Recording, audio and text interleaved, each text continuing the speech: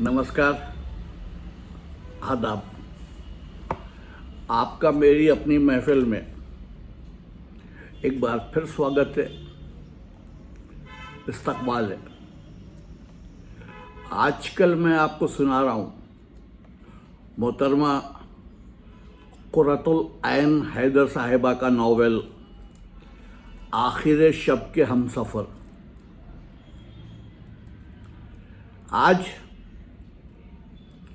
इस नावल की अगली किस्त 10वीं होनी चाहिए। ये गिनती भूल गया हूँ, गलती हो तो माफ़ कीजिएगा। मेरे हिसाब से 10वीं किस्त होनी चाहिए ये। सुनिए नावल आखिर शब के हमसफ़र की अगली किस्त। पहले चैप्टर का उन्वान है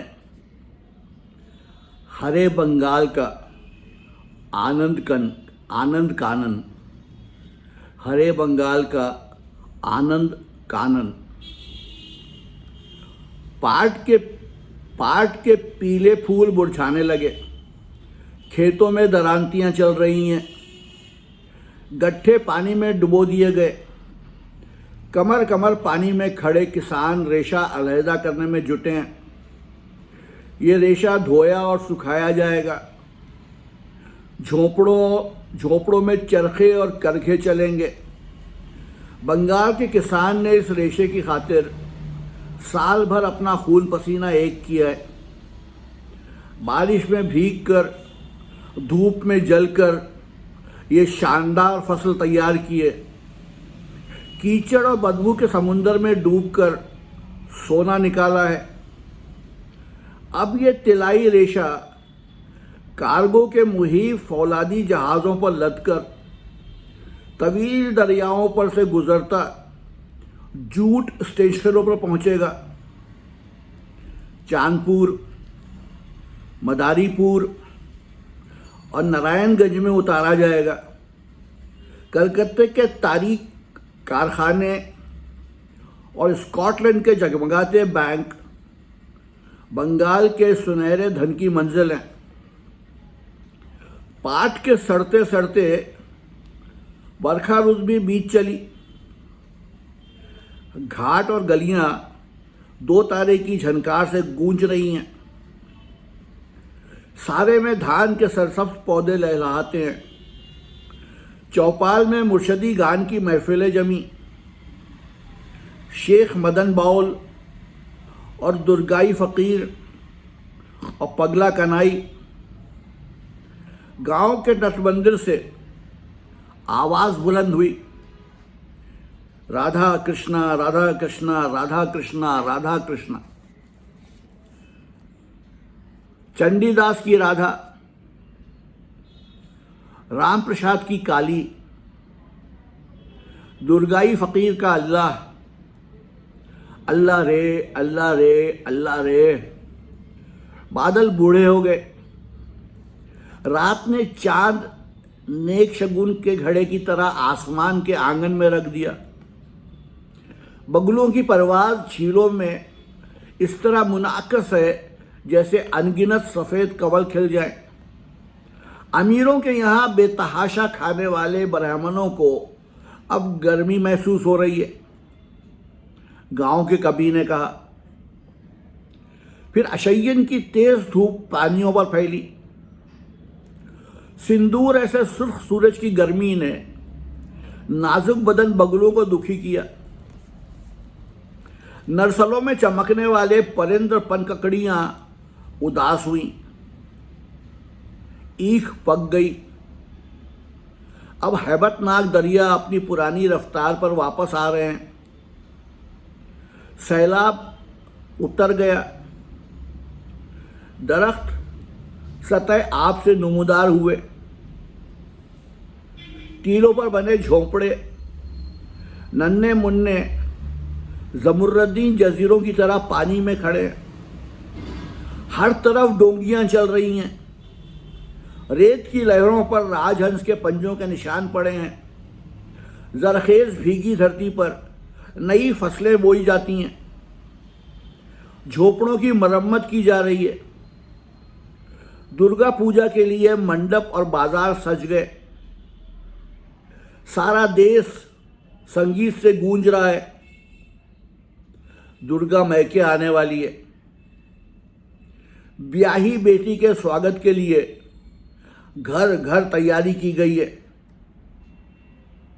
हर हिंदू गृहस्थन दुर्गा की माँ और हर गृहस्थ राज है। गीतों में दुर्गा की माँ ने कहा, उमा को मैके कब बुलाओगे गिरिराज। जाड़े निकले, बरसात बीती, खिज़ां आ गई, मगर गौरी अब तक नहीं आई। उसे तुमने कैसे खप्ती सन्यासी के पल्ले बांध दिया। उसका तो रंग भी काला पड़ गया होगा। जब कहती हूं गौरी को कैलाश से ले आओ, तुम टाल जाते हो गिरिराज। मैं उसे लेने कैसे जाऊं। मैं तो लोक लाज से मरी जा रही हूं। ऐसा बेतुका भिखारी दामाद। शंकर ने बड़ी मुश्किल से 4 दिन के लिए गौरी को मैके भेजा है। हरसू त्योहार की धूम मची है। विजय गाते हुए देवी को घरों से विदा किया गया। देवी सजे हुए बजरों में दरियाओं पर पहुंची, पानी में डुबो दी गई। कार्तिक में रात को आसमान की शफाफ झील पर चांद का खिज़ां आलूद कमल तैरा तैरा फिरता है। कच्ची सड़क पर गन्ने के छिलके बिखरे पड़े हैं। हवा में ज़ाफ़रानी गर्द उड़ती है। जौ की बारियों पर तोते बैठे हैं। तेज चांदनी में मछेरों ने अपने जाल दरियाओं पर फैला दिए। उनकी बांसुरियों के सुरों ने परदेश जाने वाले मुसाफिरों को मुस्तरिब किया। फिजा में आसमान का दरिया बह रहा है। उड़ते बगुले और सफ़ेद बादल उसके रेतीले साहिल हैं और सितारे उसके नीलोफर। नदी किनारे ठंडी कीचड़ में चरवाहा सोता है। गांव के कबीर ने कहा, ओ घबरान, महीने में धान तैयार हो गया। मंडियों में कयामत की चहल पहल है। गाने के मुकाबले किए जा रहे हैं। घर घर नए चावल की खीर पक रही है। चावल चावल चावल। सुनहरा बंगाल साल में 3 बार चावल उगाता है और फिर भी भूखा रहता है। गुलाबी जाड़ों में सुपारी के सुडौल दरख्त गुलाबी सुपारियों से लद गए। पूछ की चांदनी रातों में मच्छरों के जाल रुपहली मछलियों से भरे। कटी हुई फसलों की रखवाली के लिए मचान बनाए गए। अलाव के गिर्द गाजी गान की मजलिस जमी। झोपड़ों में पराल बिछाई जाने लगी। रात को गीदड़ जंगलों से बाहर निकल आए। सरसों फूली। दरियाओं पर किश्ती रानी के मुकाबले शुरू हुए। सारी गान के जोशीले सुर आबी रास्तों पर फैल गए। माघ की तवील रातों में बंदर सर्दी से कांप रहे हैं। कुत्ता चूल्हे के पास बैठा है। लड़कियां चिराग की रोशनी में सोजनियां काटने में मसरूफ हैं। परदेसी मुसाफिर गांव वालों से पराल और भूसा मांग रहे हैं। गरीब बुढ़िया आग तापती अपनी कुटी से बाहर नहीं निकलती। धान के गट्ठों के पास उपले जल रहे हैं। आपस में झगड़ते मुसाफिर चौपाल के अलाव के पास उकड़ू बैठे हैं। अमावस के सर्द और तारीख अंधेरे में चुड़ैलों और जादूगरनियों ने अपने अपने चूल्हे जलाए। सुबह का धुंधलका सारे गांव पर छा जाता है। दूर उफक पर सुर्ख फूल पहने, घूंघट काढ़े ऊषा ससुराल जाती नजर आती है। फिर पान की सुर्खी की तरह लाल जनेऊ पहने, तिलक लगाए, कंधे पर लाल अंगोछा डाले, सूर्य ठाकुर बरगद के पीछे से झांकते हैं।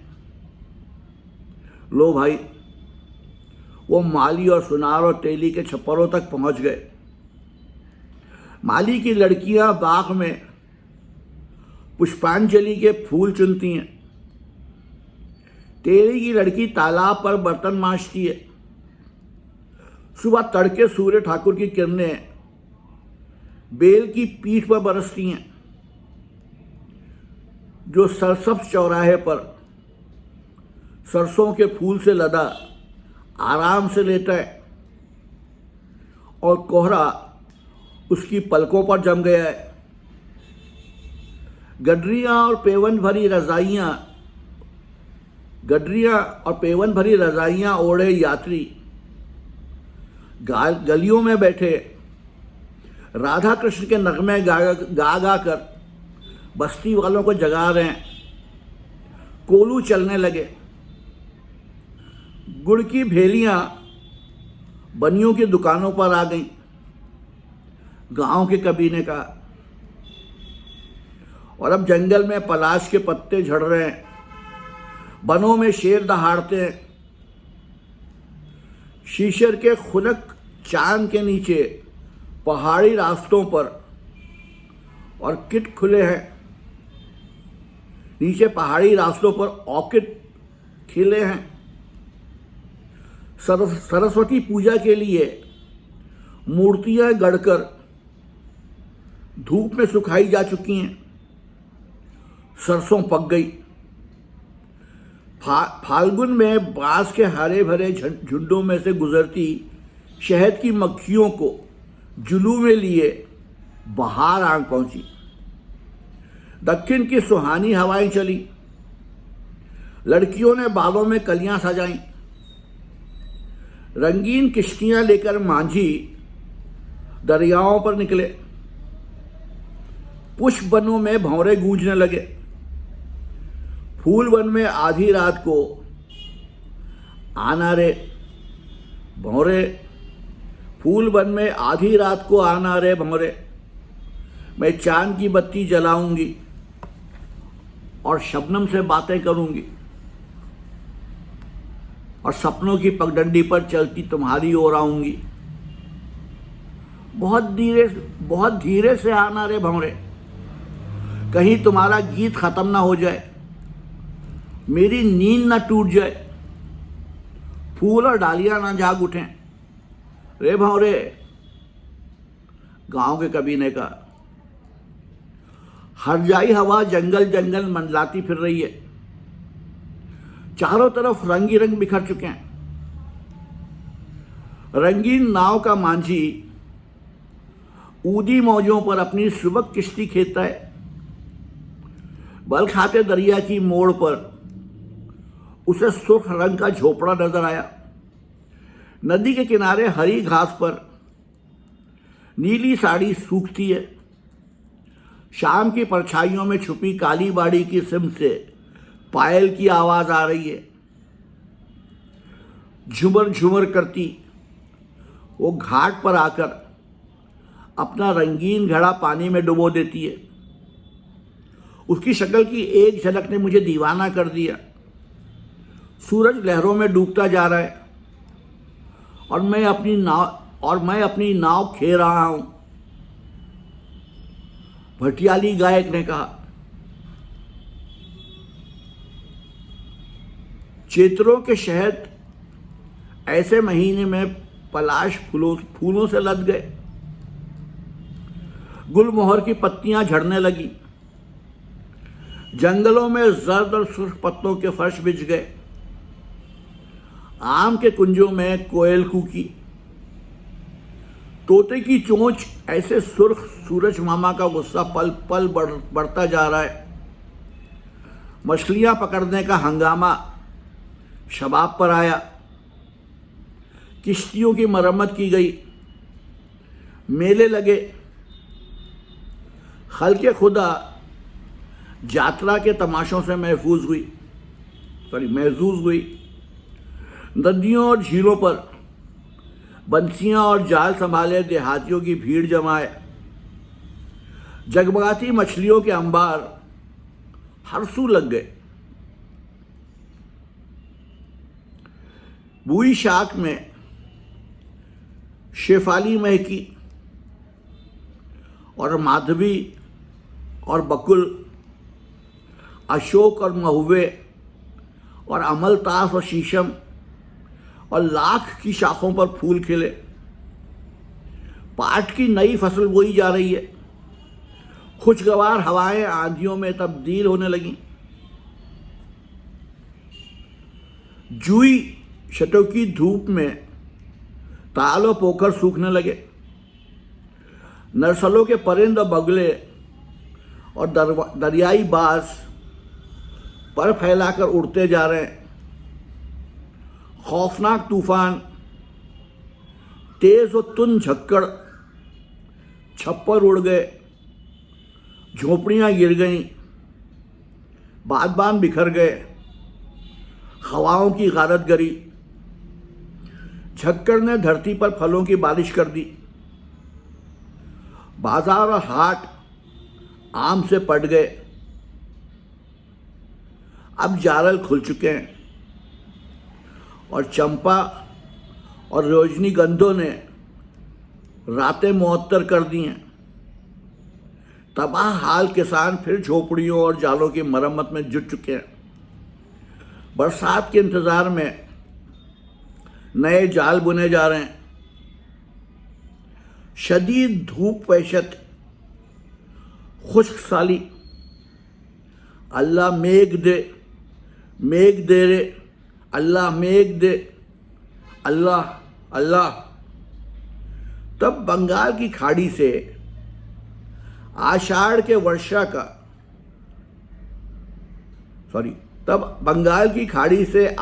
के वर्षाकालीन बादलों के लश्कर आगे बढ़ना शुरू हुए। केतकी के जरगुल का भभूत मलकर, खोपड़ियों के बजाय बगलों की कतार की माला पहने, स्याह बादलों का जूड़ा बांधकर, धनक की छड़ी और बिजली की झंडियों वाला असा संभाले, बरहानों को डराने के लिए मौसम ने फिर जादूगर का रूप धारा। आसमान बारिश का तारीक दरख्त बन गया, जिसकी दाढ़ी जमीन तलक आ रही है। सांपों के भूखे मोर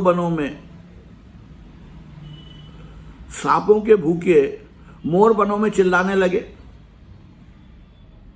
गुलाबी केलों से लदा दरख्त अपने पत्तों का चुल्लू बनाकर बारिश का पानी पी रहा है। बेत के फूलों से महकती नदी जामुन के दरख्तों के नीचे रमा है।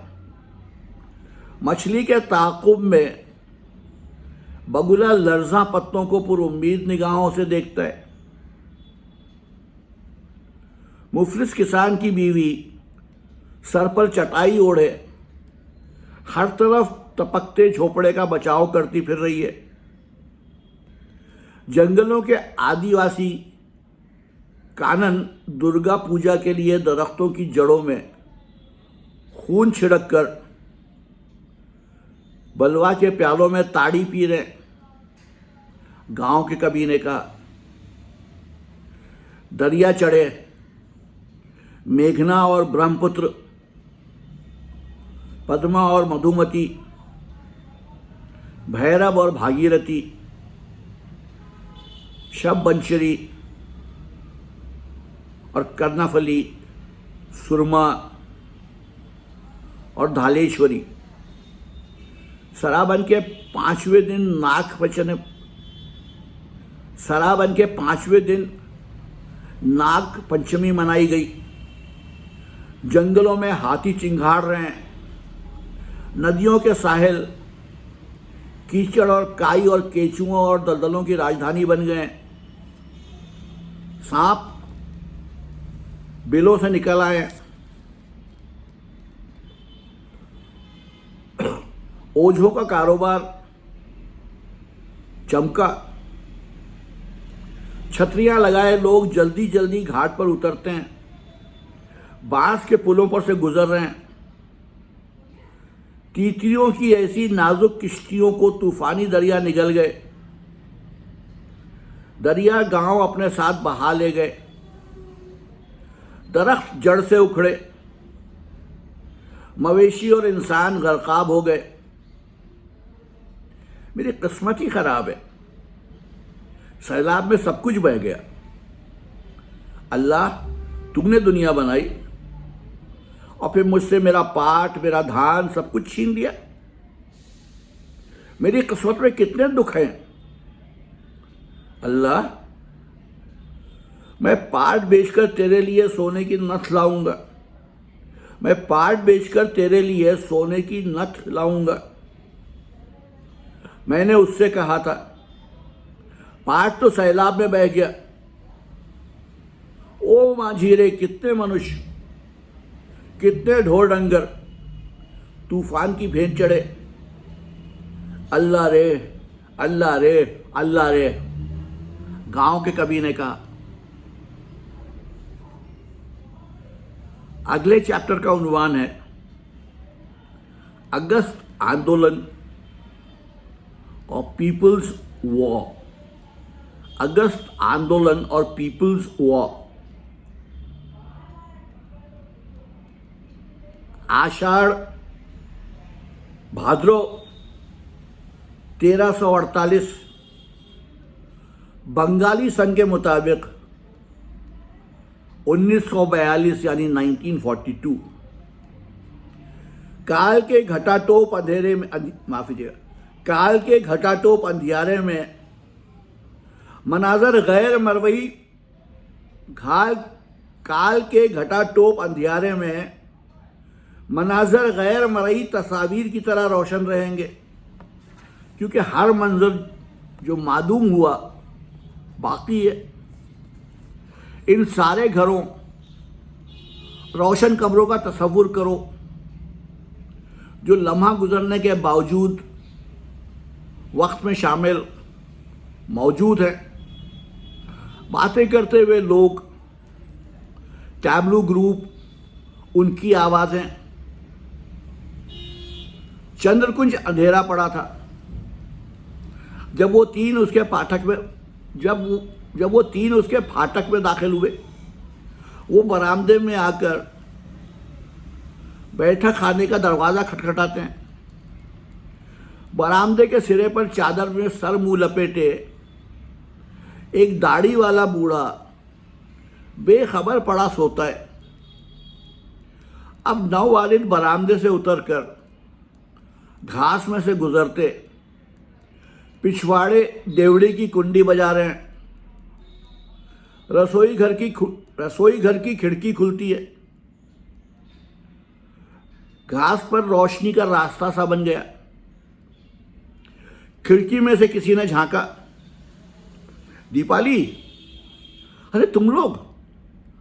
दीपाली जरा खुशकी से कहती है, मगर फौरन बाहर आकर देवड़ी का दरवाज़ा खोलती है। वो तीनों उसके साथ पिछले बरामदे में आ जाते हैं। दीपाली बैठक खाने का दरवाज़ा खोलती है जिसमें शदीद हब्स तारी है। वो तीनों बरामदे में पड़े हुए तख्त पर टिक जाते हैं। महमूदुल हक ताली बजाकर एक मच्छर मारता है। ज्योतिर्मय दत्ता ने सिगरेट सुलगाने के बाद माचिस की खाली डिबिया निशाना बांधकर सामने हौस में फेंक दी। रोजी बैनर्जी तेवरी पर बल डाले आंगन के दरख्तों को देख रही है। तीनों खामोश हैं। दीपाली भी खामोश है। इधर आओ दीपाली, रोजी ने अचानक जरा दुरुस्ती से कहा और दीपाली के आगे चलती उसके कमरे में दाखिल होती है। कमरे में मच्छर भिनभिना रहे हैं। दीपाली ने रोशनी जलाई। तुम्हारे बाबा सो रहे हैं? रोजी का सवाल। बाबा और पशीमा फरीदपुर गए हैं। पशीमा के देवर की लड़की की शादी है, उसमें बाबा की शिरकत ज़रूरी थी। रात को अब्दुल कादिर बरामदे में सोते हैं। कल या परसों मैं भी चली जाऊंगी। शादी इतवार को है। खूखू बीमार पड़ गया था, इसलिए मैं बाबा के साथ ना जा सकी। वो पलंग पर टिक जाती है। रोजी दरवाज़ा भेड़ देती है। बाहर महमूदुल हक और ज्योतिर्मय दत्ता चुपचाप बैठे हैं। अंदर से रोजी की गरजदार आवाज आती है, गद्दार। महमूदुल हक तासुफ से सर हिलाता है। अंदर कमरे में रोजी बैनर्जी ऐन उसी जगह खड़ी है जहां आज से 2.5 साल पहले दीपाली ने उससे हलफ उठवाया था। टोडी, रोजी की दूसरी गरज। Party directive. दीपाली का जोशीला, बरफरोख्ता, तौज़ीही लहजा। ब्रिटिश एजेंट, रोजी की फुनकार। फाशिस्ट, दीपाली का तुर्की ब तुर्की जवाब। ज्योतिर्मय दत्ता उठकर दरवाजे पर दस्तक देता है। आग बबूला रोजी और दीपाली बाहर निकलती हैं। अचानक बारिश शुरू हो जाती है। एक जोरदार बौछार ने सारा बरामदा शराबोर कर दिया। वो चारों बैठक खाने में चले जाते हैं। दीपाली बत्ती जलाकर खिड़कियां खोलती है। कुर्सियों पर टिककर वो चारों जोर शोर की बहस में मसरूफ हो जाते हैं। गुल सुनकर खुखू अपने कमरे से आंखें मलता, छींकता, स्लीपर घसीटता बैठक खाने में आता है। वो अब बड़ा हो चुका है और कॉलेज में पढ़ता है। वो भी तनदही से तकरार में शामिल हो गया। अब ये लोग दहशत पसंद शहीदों का जिक्र कर रहे हैं। दीपाली जल्दी से उठकर बाहर चली जाती है। आसमान पर जोर से बिजली चमकी। वो चंद लहजों तक चुपचाप खड़ी अंदर झांक कर अपने चचा की तस्वीर को देखती रही है। काली घटा हरे भरे आंगन पर इतनी नीचे झुकाई है और लगता है अगर हाथ बढ़ाओ तो हाथ में आ जाएगी। कनक लता बरुआ कल शहीद हो गई। अंदर महमूदुल हक कह रहा है, दिल्ली के इंपीरियल होटल में रेहान दा और उमा दी डिनर उड़ा रहे हैं। ज्योतिर्मय दत्ता कह रहा है। दीपाली चौकन्नी हो गई।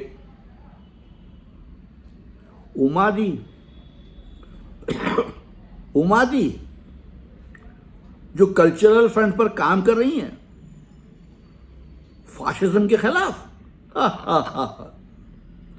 रोजी का जहर खंड। सर परितोष रॉय की साहबजादी।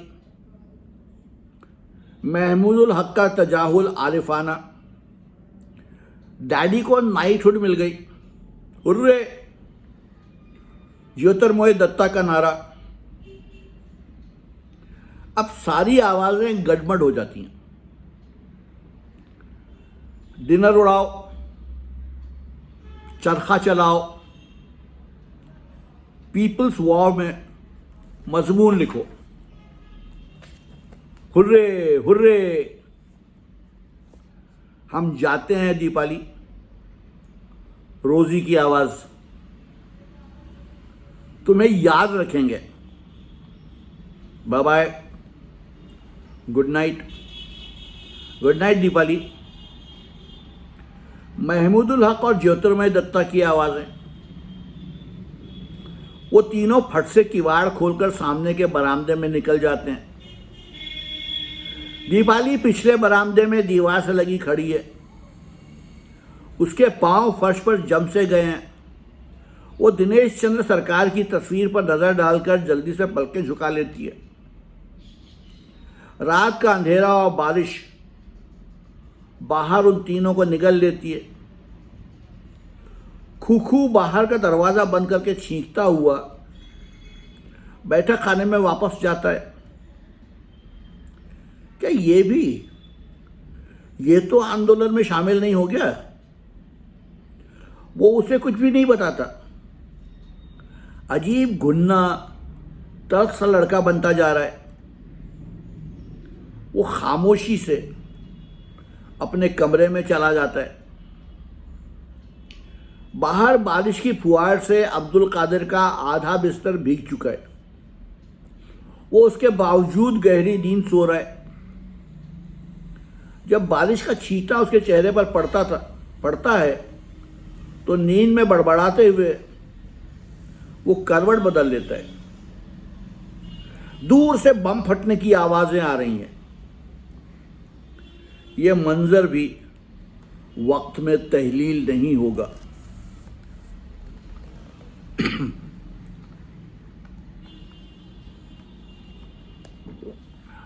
सॉरी, माफ कीजिएगा, थोड़ी सी खांसी सी आ रही है।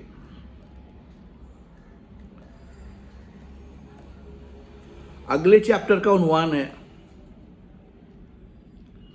विद्रोही।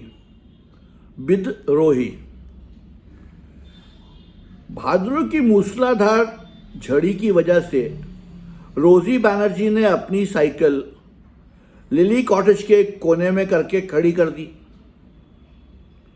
वो घोड़ा गाड़ी में घर वापस पहुंचती है। गाड़ी उसे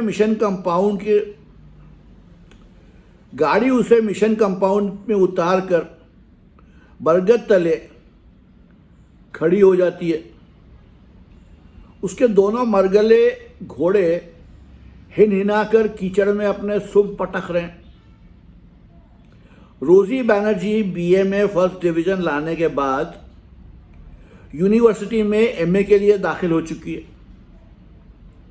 रेवरेंड बैनर्जी उससे बेहद खुश हैं। तालीम में इस कदर मुनमहिक देखकर उनको यकीन है कि वो अपनी सियासी हिमाकतें तर्क कर चुकी है। वो उस पर सख्त नाज़ा हैं। मेरी काबिल, होनार, बेमिसाल बच्ची। वो उसकी पिछले साल की हमाकत और बदतमीजी भी माफ़ कर चुके हैं और सोचते हैं कि एक आला ख़ानदान ईसाई नौजवान की तलाश असरे नौ शुरू कर दी जाए। इस मर्तबा वो कतई रोज़ी की पसंद या नापसंद का ख्याल रखेंगे। वो इस सिलसिले में उससे अभी कुछ नहीं कह सकते। यूं भी वो इस कदर मसरूफ़ है, पोस्ट ग्रेजुएट की पढ़ाई की वजह से देर तक उसे यूनिवर्सिटी लाइब्रेरी में रहना पड़ता है। शाम को वो सघन बगीचे जाकर अपना ट्यूशन करती है। उसकी शागिर्द यास्मीन हाई स्कूल पास करके अब एफए के लिए उससे अंग्रेजी पढ़ रही है। इस तरह रोजी उमूमन सुबह की गई रात पड़े लिली कॉटेज वापस आती है। यूं भी अगर वो देर से घर लौटे तो पादरी बैनर्जी पूछताछ नहीं करते। वो बड़ी हो चुकी है और उन्हें उस पर दकियानूसी और पाबंदे वज़ा ढाके के तुक पर, माफ कीजिए, वो अब बड़ी हो चुकी है और उन्हें उस पर मुकम्मल एतमाद है। ज़माना तेज़ी से बदल रहा है। जंग ने पुराने माशरे की बहुत सी फसीलें ढा दी। जंग दकियानूसी और पाबंद वज़ा ढाके तक पर असरअंदाज हो चुकी है। पादरी बनर्जी अपने इतवार के वाज़ों में कई बार इस अखलाकी कचरवी की तरफ बड़े दुख से इशारा कर चुके हैं, जो कलकत्ते जैसे गुनाहगार शहर की मानिंद शायद यहाँ भी आम हो जाए। ठेकेदारों और ताजिरों का नौदौलतिया तबका तेजी से उभर रहा है। लड़ाई इस वक्त बंगाल के ऐन पड़ोस में लड़ी जा रही है। कलकत्ते पर हल्की सी बमबारी हो चुकी है। जापान ने मशरिक में ब्रिटिश एम्पायर की बुनियादें हिला दी। 5 फरवरी को सकूते सिंगापुर के बाद रेवरेंड बनर्जी ने गिरजा में रहम की दुआ के लिए स्पेशल सर्विस मुनक़िद की। क्वायर ने रॉक ऑफ एजेस ऐसे जज्बे से गाया कि बड़े बड़े शकीउल कल्ब कौम परस्तों की पादरी बनर्जी के गले में एंटी ब्रिटिश भेड़ों की अब कमी नहीं। आंखों में आंसू आ गए और O God, our help in ages past, our hope in years to come, our shelter in the stormy blast and our eternal home. Rosie बचपन से क्वायर में गाती आई है, मगर उस रोज रोजी गायब थी। खैर, 1,000 years in thy sight are like an evening gone, short as the watch of night before the morning sun। लेकिन मार्च में जापानी बौने सारे बर्मा पर काबिज हो गए। रंगून से भागकर पैदल बंगाल तक पहुंचने वाले पनाह गजीनों के हालात सुन सुनकर पादरी बनर्जी का दिल लरस गया। ढाके आने वाले एंग्लो बर्मन, हिंदुस्तानी और बर्मी ईसाई काफिलों के लिए मिशन कंपाउंड में खेमे लगाए गए। पादरी बनर्जी रात मरीजों और जख्मियों की तीमारदारी और दिलजोई में जुटे रहे। अब बंगाल की छावनियों में बरतानवी और अमेरिकन फौजियों की रेलपेल है, जो बर्मा के जंगलों में पहुंचते ही मौत के घाट उतर रहे हैं। मौत और तबाहकारी का बाजार सारी दुनिया में गर्म है। रेवरेंड बनर्जी को सिवा चंद अमेरिकन मिशनरियों के अमेरिकनों से अब तक साबिका नहीं पड़ा था, मगर जब अमेरिकन अफसरों की टोलियां जीप गाड़ियों में लदकर मिशन कंपाउंड आने लगी, उन्होंने बेशकीमत तोहफे गरीब ईसाइयों में बांटे और पादरी बनर्जी से बड़ी बेतकल्लुफी और भाईचारे से बातें की। इस भाईचारे के साथ अंग्रेज उनके साथ कभी पेश नहीं आए। मलाया में बरतानवी शिकस्त के बाद बंगाल के फौजी अस्पताल जख्मियों से भर चुके हैं। एक दिन पादरी बनर्जी ने स्टेट्समैन में पढ़ा कि बहुत से हिंदुस्तानी फौजियों को मलाया में जापानियों ने जंगी कैदी बना लिया। सुभाष बाबू के मुतालिक भी आए दिन खबरें छपा करती हैं। रोजी पिछले चंद रोज से रात को काफ़ी देर में घर आती है, क्योंकि लाइब्रेरी मिशन कंपाउंड से बहुत फासले पर है। घोड़ा गाड़ी से उतरकर रोजी सीधी अपने कमरे में चली गई। रात के 9:30 बज चुके थे, लेकिन रेवरेंड और मिसेस बनर्जी हज़्म मामूल खाने की मेज़ पर सब्र के साथ उसके मुंतज़िर थे। आज उसने बहुत ही ज़्यादा देर लगा दी। अपने कमरे में जाकर पानी से भीगी साड़ी तब्दील करने के बाद वो जल्दी से आकर मेज पर बैठ गई। मिसेस बैनर्जी फौरन किचन से गर्मा गर्म लूचियां लेकर आईं। रेवरेंड ने माथे पर उंगली रखकर ग्रेस की दुआ के लिए सर झुकाया। उनकी बीवी ने भी सर झुका दिया, रोजी ने भी, मगर कनखियों से अपनी रिस्ट वॉच देखती रही। ऐ हमारे आसमानी बाप, तू जिसने अपने फजलो करम से ये नेमतें हमारे सामने रखी, तेरी रहमत हमेशा इसी तरह इस मेज़ पर और इस घर पर बरसती रहे, आमीन। पादरी बैनर्जी ने ग्रेस पढ़कर सर उठाया। एस्थर बैनर्जी ने लूचियां पेश की। रेवरेंड ने लुकमा बनाते हुए रोजी को देखा, जो खाना शुरू करने के बजाय जरा बेचैनी के साथ चमचे से खेल रही थी। खाना खाओ बेटी। जी हाँ पापा। उसने जल्दी जल्दी खाना शुरू किया और 5-6 निवाले निगलने के बाद कुर्सी से उठने लगी तो पादरी बैनर्जी ने उसे टोका। क्या बात है, भूख बिल्कुल है ही नहीं पापा। यूनिवर्सिटी कैंटीन में बहुत से समोसे खा लिए थे। सारे मुल्क में इन बदमाशों ने आग लगा रखी है।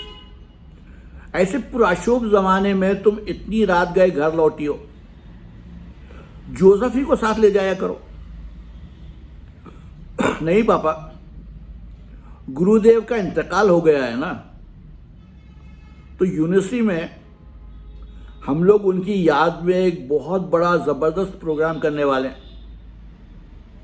इस सिलसिले में मीटिंग थी। मीटिंग के बाद आप जानिए हस्ब मामूल अड्डा शुरू हो गया। आजकल अड्डे का ज़माना नहीं है, हर तरफ गोलियां बरस रही हैं। एहतियात रखो। बहुत अच्छा पापा।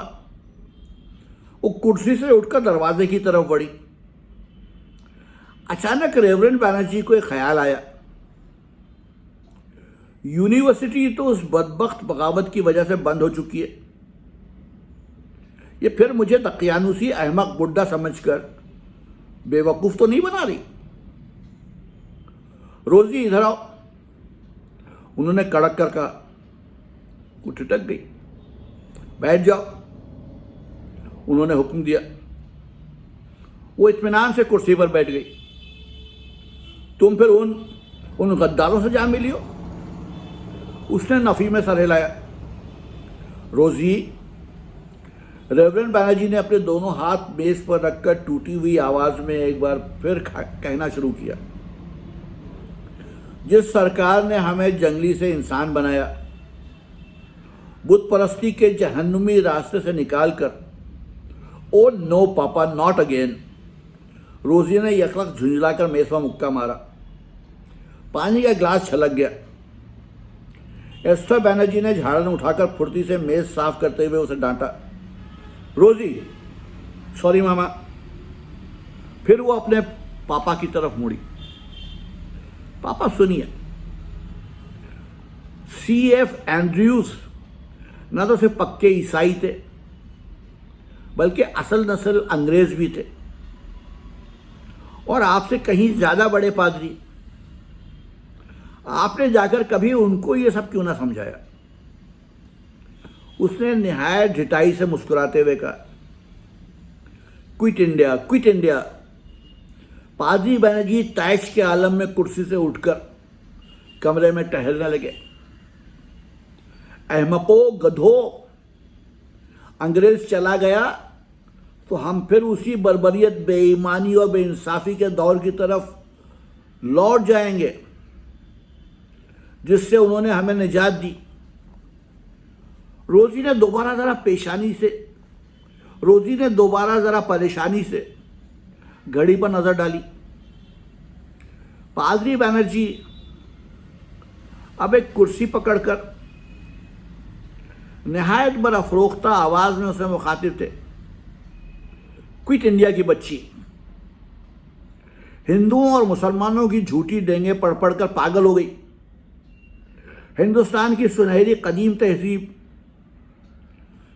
कदीम तहजीब ये थी कि मन्नतें पूरी करने के लिए हिंदू अपने बच्चों को घड़ियालों के सामने फेंक देते थे,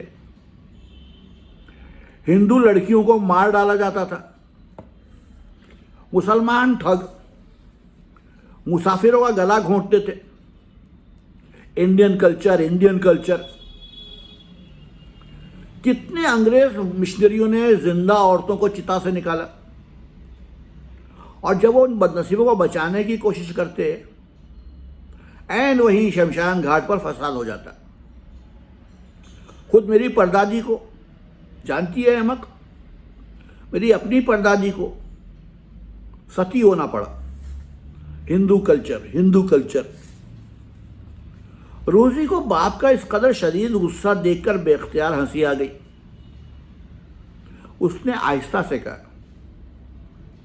अगर पापा आपके मुहज़्ज़िब मसीही यूरोप में भी तो हज़ारों बेगुनाह औरतों को जादूगरी के इल्ज़ाम में सदियों तक जिंदा जलाया जाता रहा, और जिस ज़माने में हिंदुस्तान में हिंदू मुसलमान मज़े से इकट्ठे रह रहे थे, उस वक्त आपके चहेते यूरोप में इंक्विजिशन हो रहा था। रोजी चुप। एस्टर बैनर्जी ने सहम कर बाप बेटी की तकरार ख़त्म करानी चाहिए। और सुनिए पापा, रोजी मज़े से कहती गई, यसू के पुजारियों ने सारे यहूदियों को उठाकर घेटोज में डाल दिया। मेरी और बेचारे पापा की डिबेटिंग सोसाइटी, उसने दिल में सोचा। और ये जो आप अछूतों की बात करते हैं, तो क्या आपके इंग्लैंड में एक चिमनी स्वीप, या उसे क्या कहते हैं, ये किसी लॉर्ड की मेज पर उसके साथ बैठकर खाना खा सकते हैं? कज बहसी मत करो रोजी, पादरी बैनर्जी ने डांटा। रोजी को एक और नुक्ता याद आ गया। गो इस बहसा बहसी में आधा घंटा बर्बाद हो जाएगा। ये जो आप हमेशा हिंदुस्तान के पुराने डिक्टेटर हुक्मरानों को बुरा भला कहते रहते हैं, खुसूसन सिराजुद्दौला को, जो मेरा हीरो है, तो क्या आपके एलिजाबेथन इंग्लिस्तान में बात बेबात लोगों के सर कलम नहीं कर दिए जाते थे? जिसे देखो टावर ऑफ लंदन में पड़ा झेंक रहा है, और दूसरे रोज खट से सर गायब। वहां आम आदमी के लिए कोई इंसाफ था? सिर्फ 100 बरस पहले तक आपके इंग्लिस्तान में एक भेड़ की चोरी की सजा मौत थी। अब ये लॉ एंड ऑर्डर का किस मुंह से हम पर रोप डालते हैं? ये अंग्रेज के बच्चे कमीने हमारी दौलत लूटकर तो खुद को मुहज़्ज़िब बनाया इन बनियों ने। पादरी बैनर्जी ऐनक उतारकर उसे साफ करते हुए फिर अपनी कुर्सी पर बैठ गए। बदतमीज, गुस्ताख, जबान दराज, ज़हीन बच्ची। और बताऊं आपको पापा, रोजी अब सरीहन बेरहमी पर उतर आई थी। आपके वो जो एक कट्टर रोमन कैथलिक दोस्त हैं, डॉक्टर फ्रांसिस बासु, जब उनकी बड़ी लड़की ने एक मुसलमान से शादी की, जो बेचारा एक आला खानदानी बंगाली है, तो उन्होंने फौरन बेटी को आग कर दिया। और आप भी किस कदर खफा हुए थे। उफ़ो। और अभी पिछले दिनों उनकी छोटी लड़की ने एक मामूली अमेरिकन फौजी सिपाही से ब्याह रचाया, तो अंकल बासु फखर से फूले नहीं समाए। हालांकि वो रोमन कैथलिक तो क्या, ईसाई ही नहीं, सिरे से यहूदी है। और जनाब, जब आपने भी फौरन फिलोमिना को मुबारकबाद का तार भेजा, तो पापा, ये तो गुलामाना जहनियत और गोरी चमड़ी का रोब। बस कर रोजी, एस्टर बैनर्जी ने सरासनीगी से कहा और चुपके से इशारा किया कि कमरे से चली जाए। वो गहरा सांस लेकर कुर्सी से उठी। अच्छा अच्छा बेटी, पादरी बैनर्जी ने मलूल आवाज में जवाब दिया। निकाल दो अंग्रेजों को हिंदुस्तान से, फिर देखना क्या हासिल होता है तुम सब अल्ट्रा नेशनलिस्टों का। जूं ही ये हटे, तुम्हारे लाडले हिंदू मुसलमानों में वो जूता चलेगा, वो भयानक खाना जंगी होगी कि देख लेना। तब तुम्हें इस जाहिल बूढ़े पादरी की बातें याद आएंगी। उनकी आवाज भर्रा गई। रोजी ने बड़ी नरमी से कहा, पापा मैं तो यूं ही आपसे तफरीहन बहस कर रही थी। आखिर मुझे कॉलेज की डिबेटों में यूं ही ट्रॉफियां मिलती रही हैं मुफ्त। मैं कौम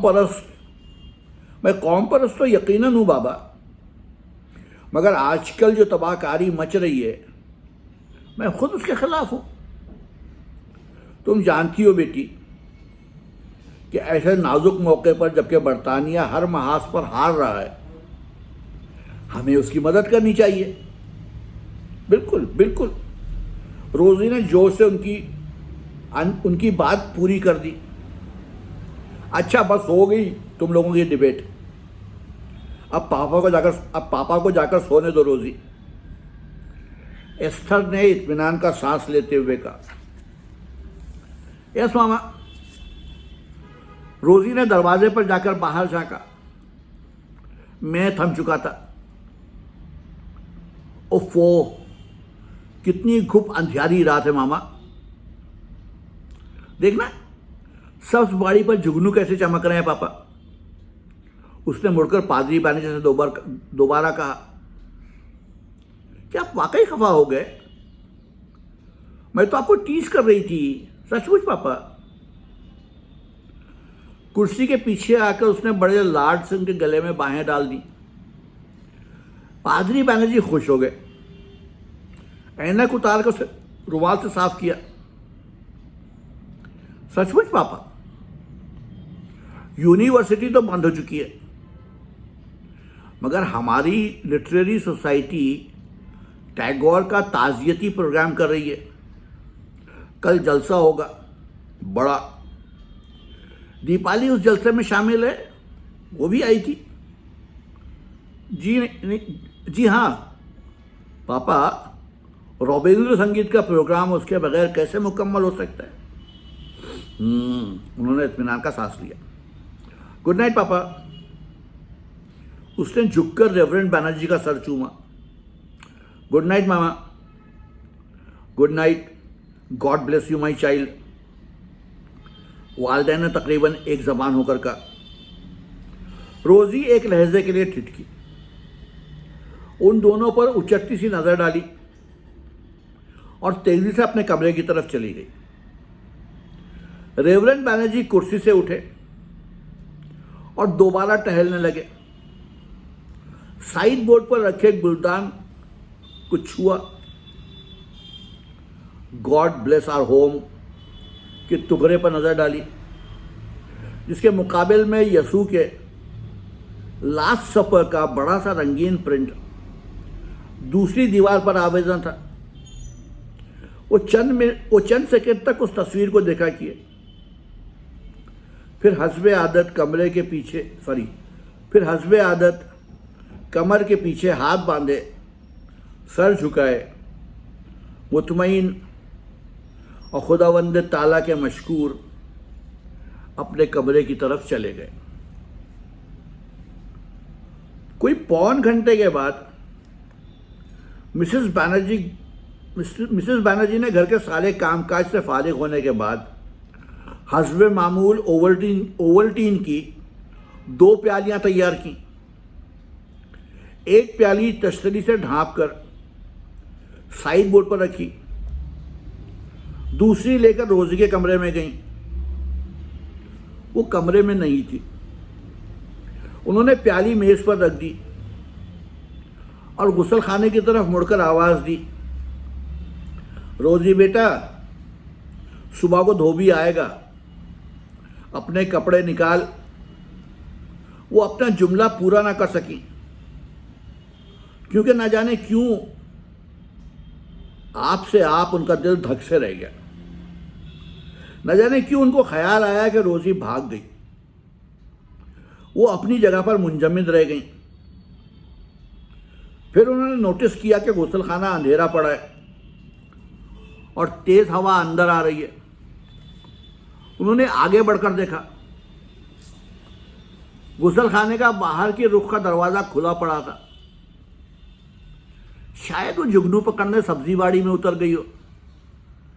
मिसेस बैनर्जी ने दरवाजे में जाकर आवाज़ दी, रोज़ी, रोज़ी बेटे।